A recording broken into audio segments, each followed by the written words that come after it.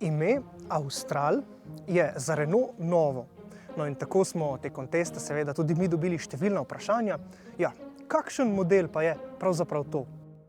Pa na hitro poglejmo v njegovo osebno izkaznico. To je nov SUV, ki je v Renaultovi ponudbi zamenjal model Kadjar. To pa pomeni, da nastopa v zelo priljubljenem in s tem pomembnem avtomobilskem segmentu. In zakaj torej Austral? No, če vas to ime spomni na Avstralijo, naj razložimo, da je tudi ta dežela dobila ime po zaslugi latinske besede Australis, ki pomeni južen. In Austral v resnici prihaja z juga. Izdelujejo ga namreč v španskem mestu Palencia. No, ampak bolj kot to je verjetno izbiri imena botrovalo dejstvo, da ime poudarja karakter vozila, ki ga po našem mnenju pri Renaultu vselej uspešno začinijo z domiselnimi oblikovnimi rešitvami. In Austral tako prinaša oblikovne značilnosti, ki jih je najprej začel uvajati Megane Conquest, nato pa še bolj električni Megane. No, ampak v primerjavi z električnim Meganom tukaj najdemo predvsem veliko večje odprtine za dovod zraka, ker Austral še ni električen.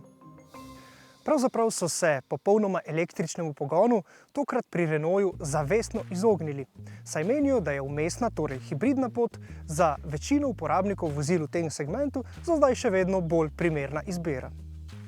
In kar je pri tem zelo pomembno, menimo, da je hibridni pogon tega avtomobila lahko njegov zelo močan adut. Gre namreč za novo generacijo Renaultovega hibridnega pogona, ki ga seveda temeljito preizkusimo.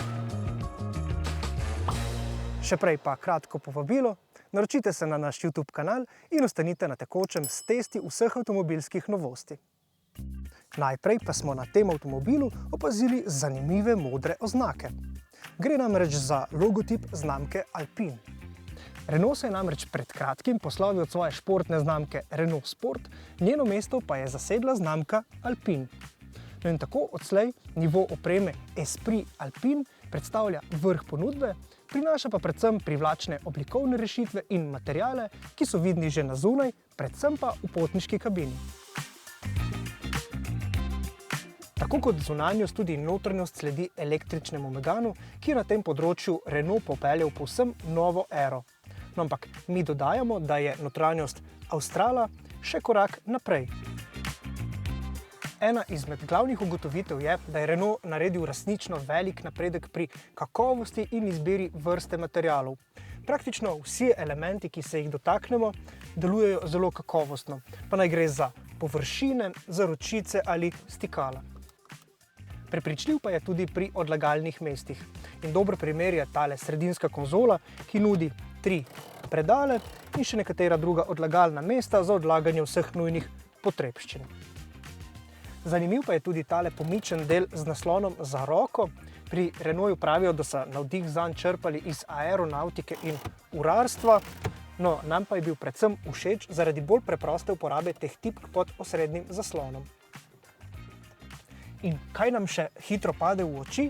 Rahlo oglad volanski obroč. No, ampak ta volanski obroč za razliko od kakšnih pogruntavščin Tesle za samo uporabo ni prav nič posebnega. V resnici gre bolj za estetiko. No in same oblike volanskega obroča že po nekaj prevoženih kilometrih niti ne boste več opazili. Bolj opazna razlika je nova prestavna ročica, ki se odslej nahaja neposredno za volanskim obročem. No in tako prestavljanje odslej ne zahteva več poseganja sem proti sredinski konzoli.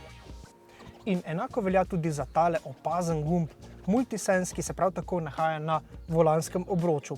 No in to pomeni, da je zelo priročen in na ta način hitro zamenjamo vozni program, s tem pa ne zamudimo kakšnega atraktivnega ovinka, ki smo si ga želeli odpeljati dinamično. Zelo opazna novost bo tudi nov osrednji zaslon, ki deluje na osnovi Googlovega operacijskega sistema.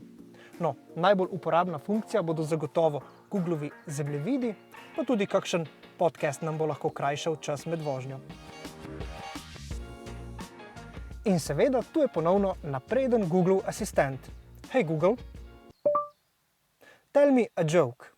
Why can't elephants use computers? Because they're scared of the mouse. No, nas pa veseli tudi zelo poenostavljena raba tega sistema, ker je večina glavnih funkcij dostopna že v prvem nivoju menija. Vsak dotik zaslona med vožnjo je namreč precej moteč. Zaslon se je po uporabniški izkušnji že približal tistim boljšim pametnim računalnikom in to za Renault pomeni resnično velik korak naprej. No in kaj še zanimivo, zaslon je tudi dovolj svetel, da tudi podnevi ne rabi več tiste strešice, ki bi mu delala senco.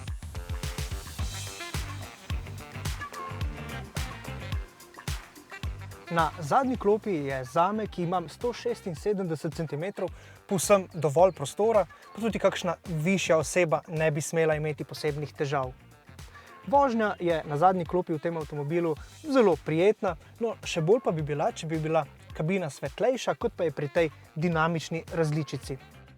Zadnja klop je sicer deljiva le v razmerju 1:2, lahko pa prilagajamo naklon naslona in jo pomikamo naprej in nazaj. No in ko zadnjo klop pomaknemo povsem naprej, dobimo skupno 555 litrov prostornine, kar prtljažnik Australa že uvršča med tiste bolj prostorne v svojem segmentu. Modra črka E na zadku označuje, da gre za hibridno različico. No in gre za klasičnega hibrida, kar pomeni, da za njegovo polno izkoriščanje ne potrebujete polnilnega kabla. Baterija se namreč polni med vožnjo, bodisi ob zaviranju ali pa jo z ustvarjanjem energije polni bencinski motor.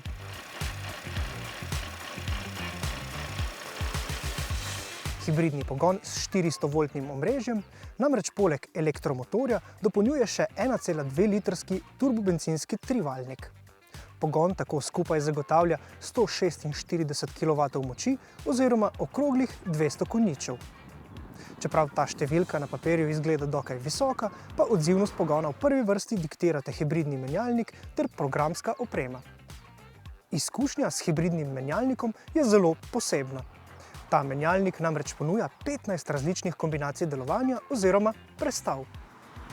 Pri nizkih hitrostih oziroma pri začetku pospeševanja pogon vselej bolj izkorišča elektromotor. Voznik ob začetku pospeševanj to občuti kot boljšo odzivnost, ki jo lahko delno primerjamo s popolnoma električnim pogonom. No, pri visokih hitrostih pa se hibridni sklop večinoma zanaša na bencinski motor, saj že iz primerov električnih vozil vemo, da elektrika na avtocesti ni preveč učinkovit vir energije. In tedaj je bencinski motor s pogonskim kolesnim parom povezan neposredno. Prestavljanje med različnimi programi delovanja voznik občuti podobno, kot bi šlo za običajen samodejni menjalnik, ki ob močnem pritisku stopalke za plin potrebuje nekaj desetink sekunde za prestavljanje v nižjo prestavo. Če pogon primerjamo s popolnoma zveznim delovanjem običajnega električnega pogona, nas ta zamik seveda lahko zmoti. No, ampak mi bi raje izpostavili dejstvo, da Renaultov hibridni pogon v primerjavi s preteklimi generacijami sedaj deluje precej bolj odzivno, predvsem pa bolj logično in predvidljivo in na splošno prinaša boljšo vozno izkušnjo. Baterija tega klasičnega hibridnega sklopa ima kapaciteto 2 kWh. Njeno zalogo pa smo lahko najbolj učinkovito porabljali ob mestni vožnji, kjer smo se precej časa vozili tudi le na elektriko. No, in ravno pri mestni vožnji se Austral najbolje izkaže tudi, ko govorimo o porabi goriva, saj je prihranek pri tovrstni vožnji največji. Skupno smo na našem testu pri mešanem ciklu beležili porabo goriva okoli 5,5 litrov na 100 prevoženih kilometrov in seveda z več bencinske avtocestne vožnje bo ta številka nekoliko višja, pri hibridni mestni vožnji pa še nekoliko nižja. Vsekakor ta številka pomeni, da je hibridni pogon postal primerna alternativa dizelskemu motorju tudi v SUV-ju te velikosti. No in to je v primeru Australa še posebej pomembno, ker dizelskega motorja ni več v ponudbi. Za izboljšano učinkovitost pogona je odgovoren tudi bencinski motor. No, ta novi trivaljnik je ob zagonu vozila in nato še prvih nekaj 100 metrov vožnje sicer precej glasen.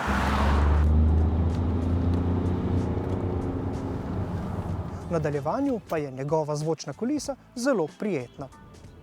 Pravzaprav je zvočna kulisa trivaljnika zaradi drugačne harmonije precej bolj prijetna kot pri štirivaljniku, ki ga je poprej Renault vgrajeval v svoje hibridne sklope.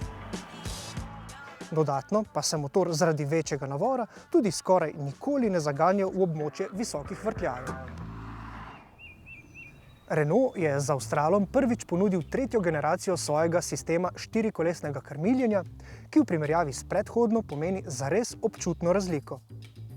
Zadnji kolesni par se pri nizkih hitrostih obrača nasprotno, pri visokih pa v isto smer kot prednji in jakost tega obračanja lahko voznik odslej tudi nastavlja po svojih željah. Kot obračanja zadnjih koles je zdaj še za tretjino večji kot pri pretekli generaciji sistema. Dogajanje je še posebej intenzivno, ko tale drsnik pomaknemo vse do nivoja 13, kar je najvišji nivo. No in takrat pri nižjih hitrostih občutimo, kako nam pri vijuganju zadek poplesuje, pri višjih hitrostih pa vse skupaj zahteva nekaj privajanja, da nam postane občutek domač. No, ob vsakdanji uporabi bo štirikolesno krmiljenje najbolj priročno pri obračanju na kakšnem parkirišču, saj je obračalni krog Australa na njegov račun enak kot pri precej manjšem Clio. Obračalni krog znaša le dobrih 10 metrov, kar je rekord v tem segmentu.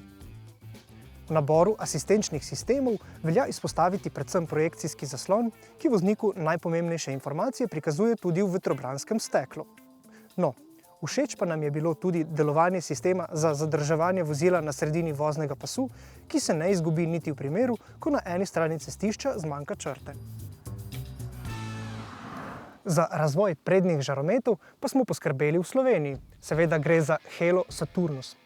No in mi bi priporočili, da izberete tiste najbolj napredne, ki postrežejo tudi z matrično funkcijo. In ti žarometi s svojim delovanjem pri nočni vožnji resnično razbremenijo voznika. Austral štirikolesnega pogona sicer ne ponuja, no ampak ker imamo na voljo 18 cm odmika od tal, ne bo prav nič narobe, če se kdaj pa kdaj z njim zapeljemo tudi na kakšen makadam. Ena izmed glavnih stvari, ki jih izpostavlja Renault, je tudi trpežnost oziroma dolgotrajnost tega avtomobila. Želijo si namreč, da bi Austral imel čim daljšo življenjsko dobo in čim bolje ohranjal vrednost tudi kot rabljeno vozilo.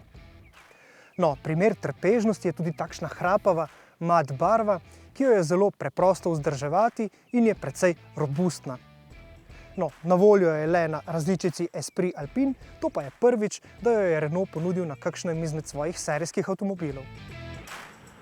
O vzdržljivosti in vzdrževanju pa smo se spraševali tudi v primeru na prvi pogled bolj kompleksnega hibridnega pogona. No, o tem smo povprašali tudi vodjo hibridnega razvoja pri Renaultu, ki nam je postregel z uporabnimi pojasnili. Predlagamo, da je podrobna razlaga novega Renaultovega hibridnega pogona vaš naslednji klik.